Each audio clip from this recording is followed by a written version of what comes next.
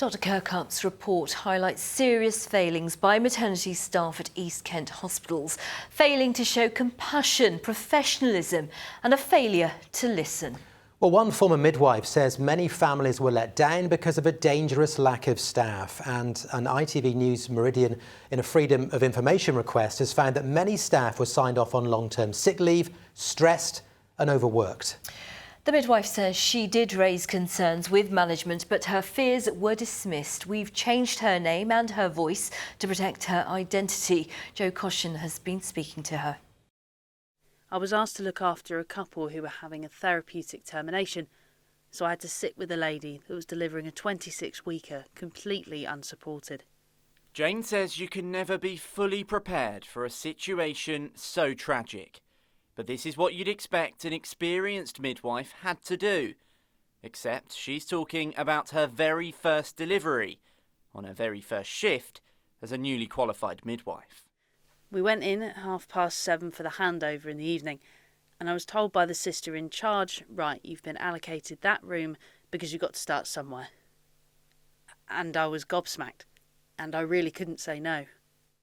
She wants her story to serve as an insight into the responsibilities staff working in maternity at East Kent hospitals had from day one, that Jane says was a result of a dangerous lack of midwives, which meant, in her view, women and their babies were consistently put at risk. There were times when I was looking after multiple women giving birth at the same time. You basically have to decide who needs you more at that moment. And then when you do, you're constantly thinking about the other woman, so you're never fully focused. It's very, very challenging. Especially because every shift there were one or two midwives off sick long term because of the exhaustion and other personal things.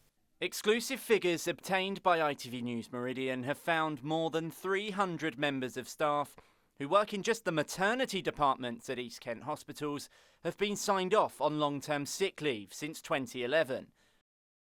A third of those because of their mental health.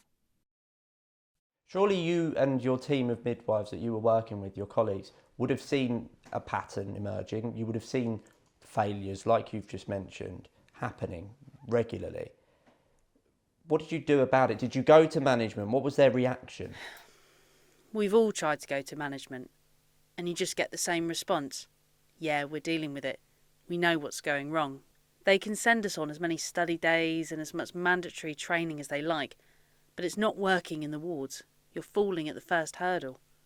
After delivering hundreds of healthy babies over several years, Jane says she quit because the situation didn't improve, and she believed something would inevitably go wrong because of her care. Even though she says it didn't, she still thinks she let families down. I just wish I could meet some of the women I failed to care for through the complete exhaustion and lack of staffing and sit down with them and ask, how did you feel that went? Because they're the most important people in that room at that point, and it breaks my heart to know they're not being cared for in that way. You would have hoped that this report and knowing this was going on would have been enough for socks to be pulled up.